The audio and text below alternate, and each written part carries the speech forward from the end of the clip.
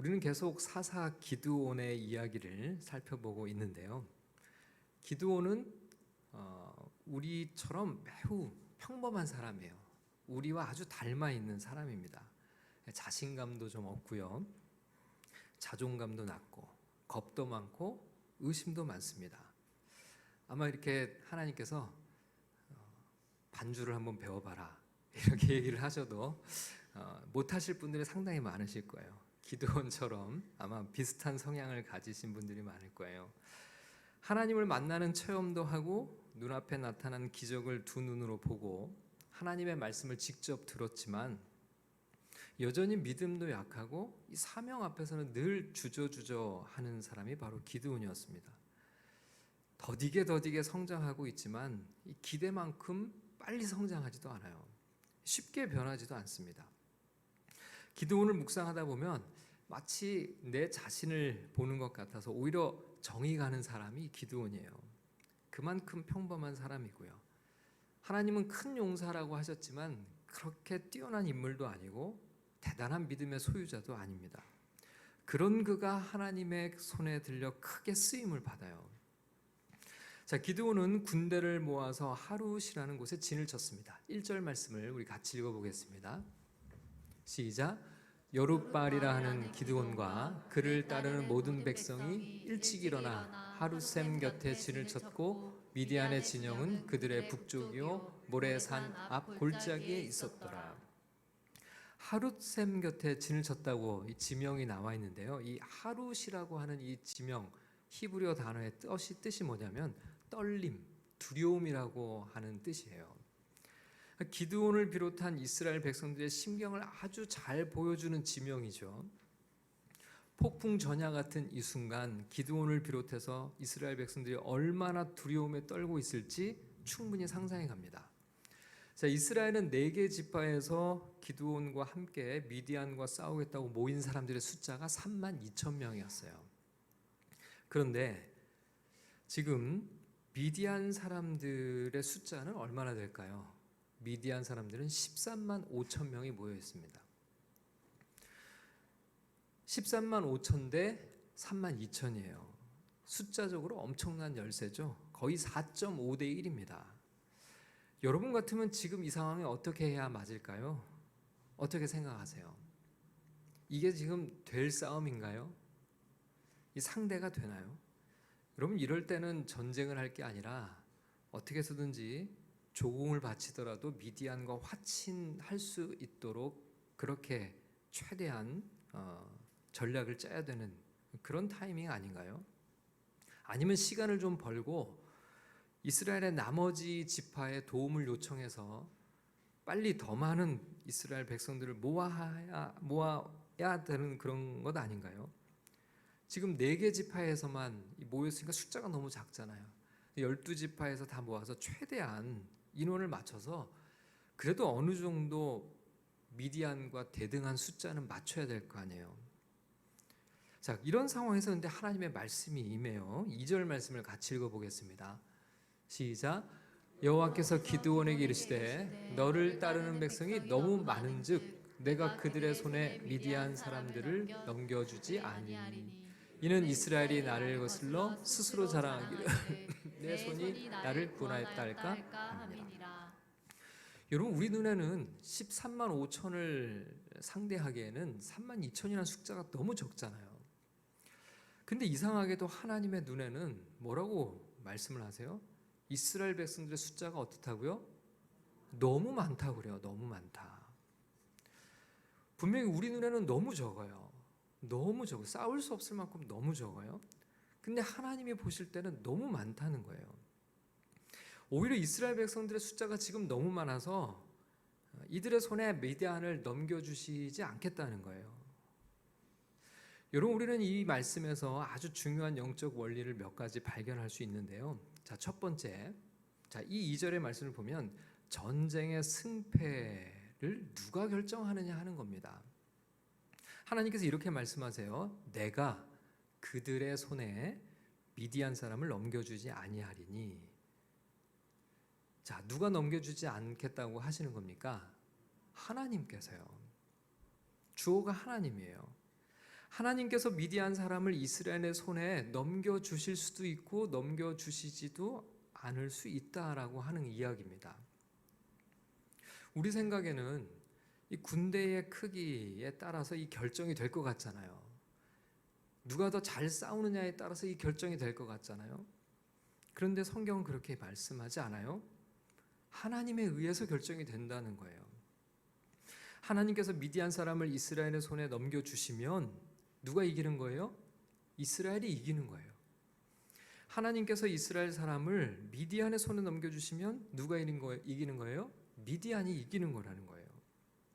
이걸 누가 결정하신다고요? 하나님이 결정하신다는 겁니다.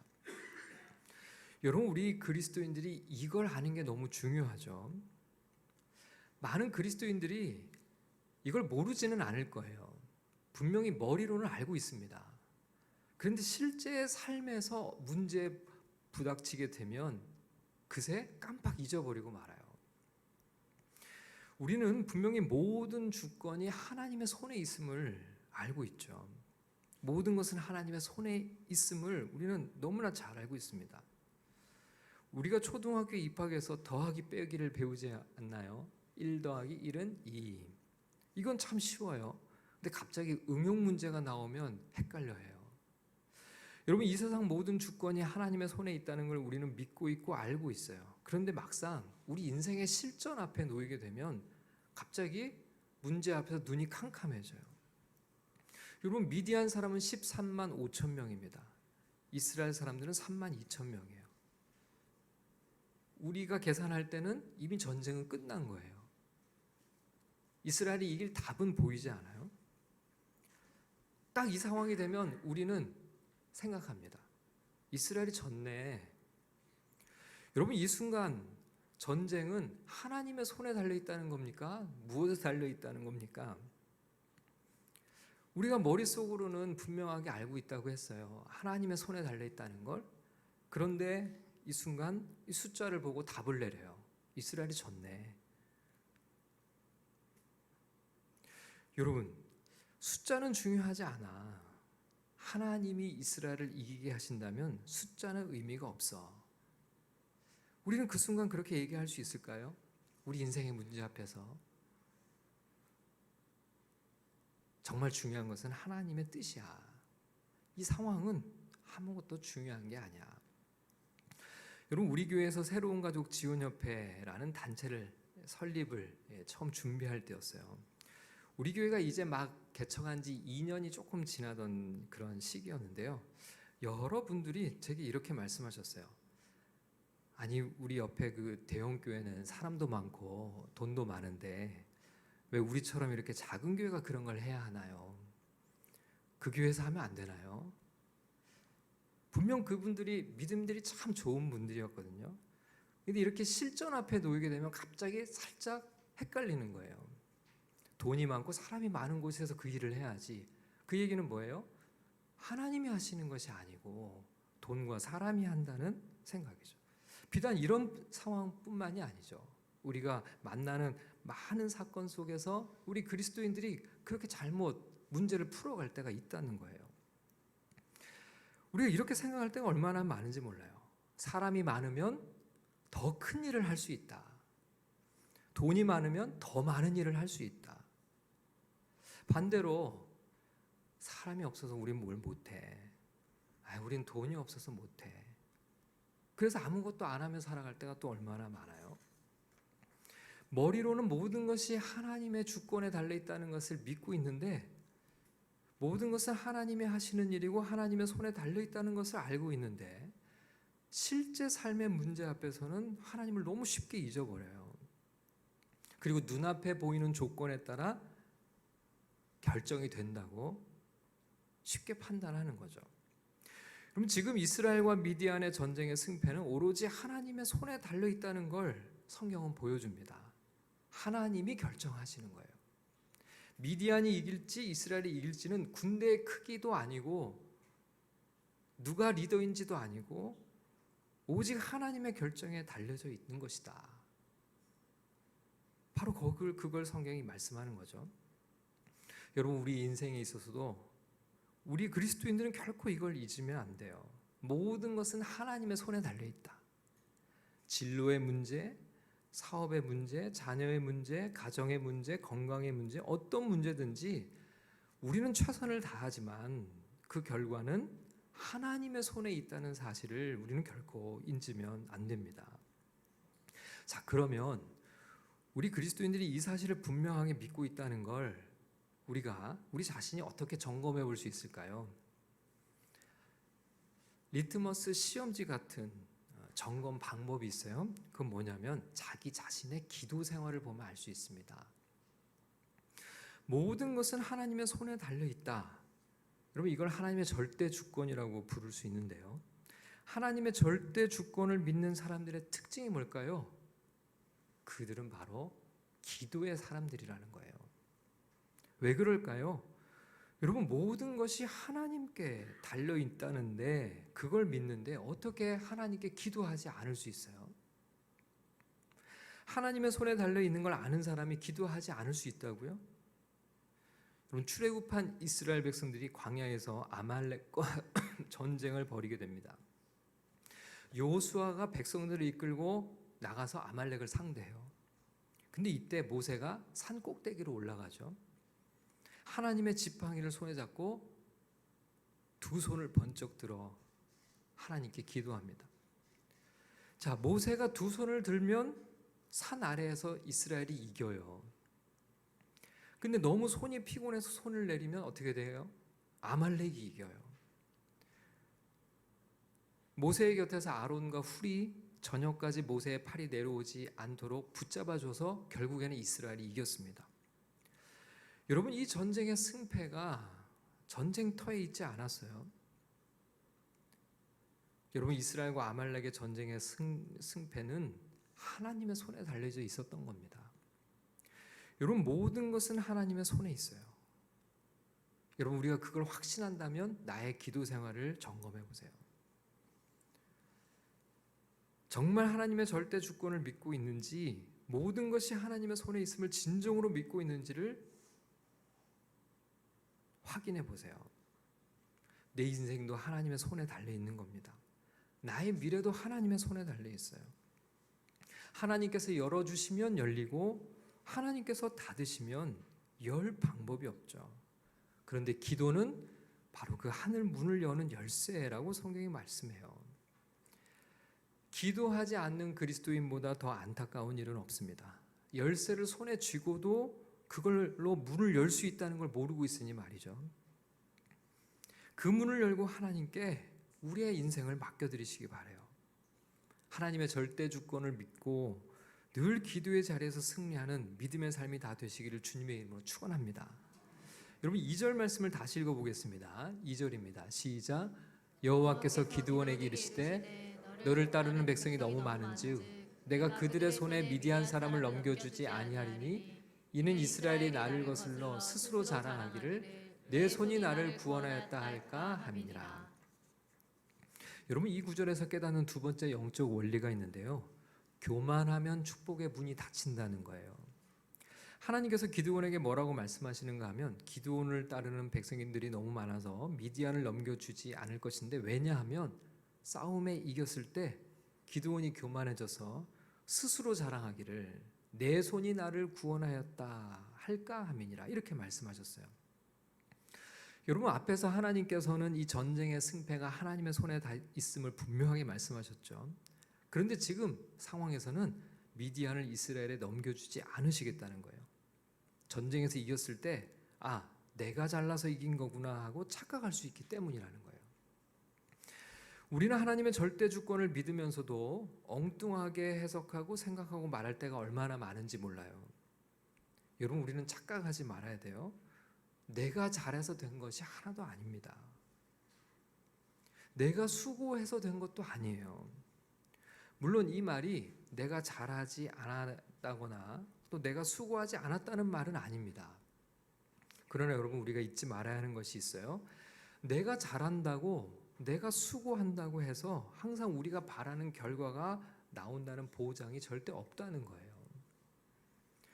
여러분, 우리가 열심히 운동을 하는 것은 좋은 일이죠. 근데 내가 열심히 운동을 했기 때문에 내가 건강하게 살고 있다고 생각하면 착각이에요. 우리가 건강하게 살고 있는 것은 하나님께서 건강을 주셨기 때문입니다. 자, 그러면 하나님이 건강을 주시는 거니까 운동을 안 해도 되는 걸까요? 아니죠. 최선을 다해서 건강을 지키기 위해서 힘을 써야 돼요. 내가 할 수 있는 것은 다 해야 됩니다.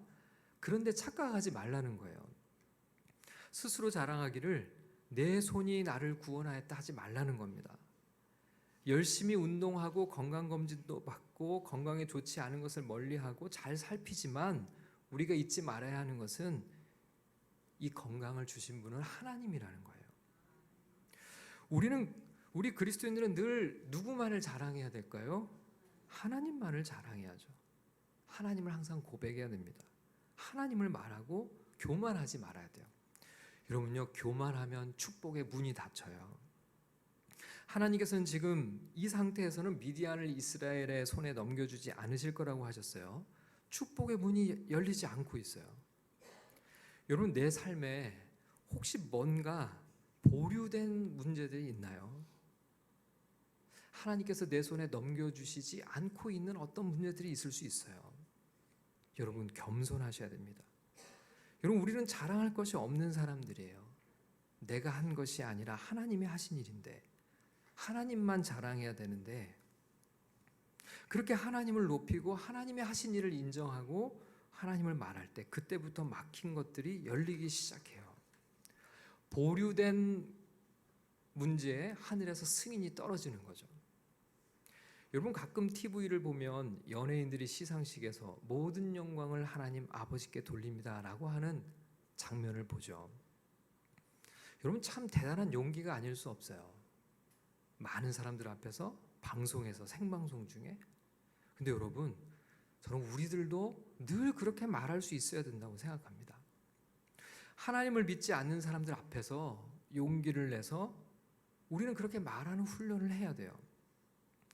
최근에 어떤 분을 만났어요. 그분이 아들의 간증을 들려주셨습니다. 문과생이었던 아들이 한의대를 지원하게 되었다고 해요. 일반적인 성적에는 한참 못 미치는 조건인 줄 알면서도 도전해 봤습니다. 합격 발표를 기다리고 있을 때 이 아들이 하나님께 간절하게 이렇게 기도했대요.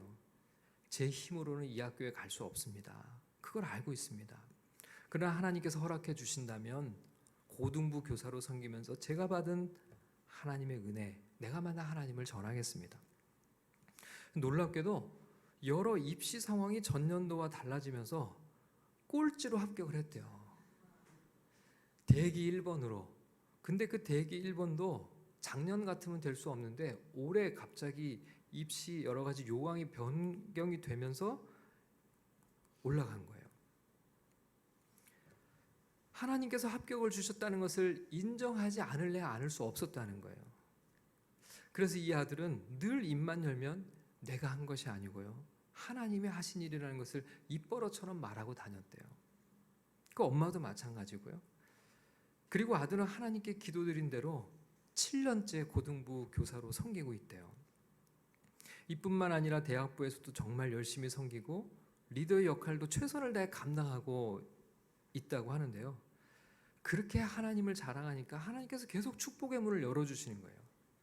꼴찌로 입학을 했는데 대학을 수석으로 졸업을 했다는 겁니다. 물론 이것도 하나님이 하신 일이라고 고백해요.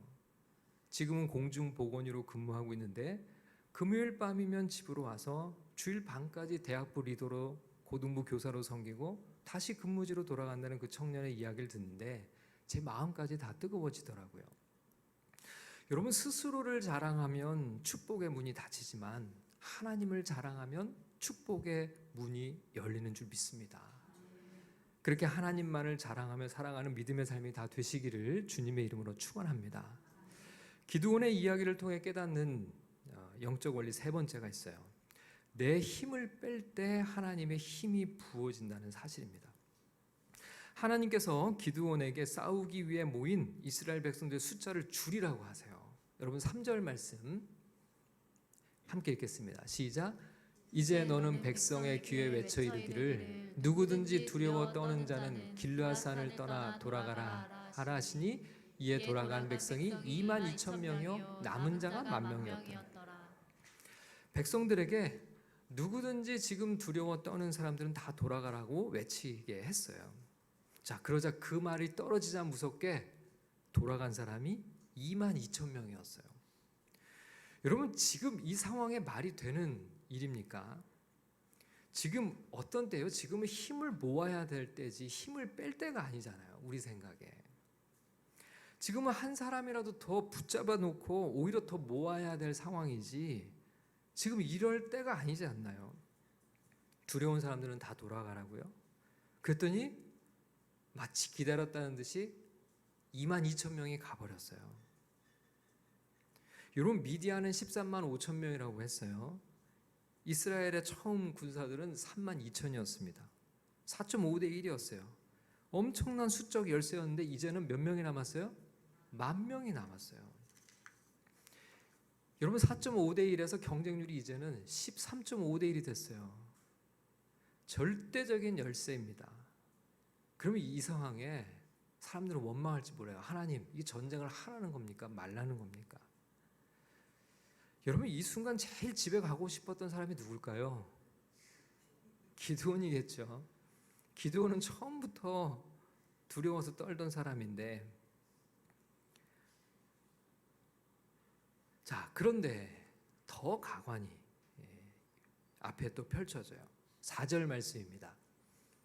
자, 함께 읽겠습니다. 이거 상반절만 읽겠습니다. 시작.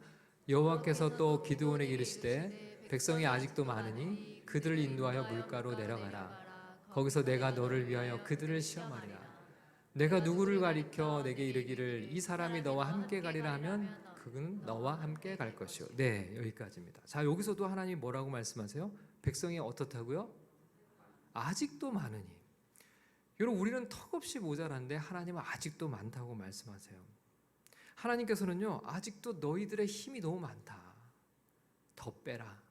더 빼야 된다. 10,000명을 물가로 데리고 가서 물을 핥아 먹는 사람과 손으로 움켜 입에 대는 사람으로 두 부류로 나누게 했어요. 자, 그 결과가 어떻게 됐을까요? 7절의 말씀을 읽겠습니다. 시작.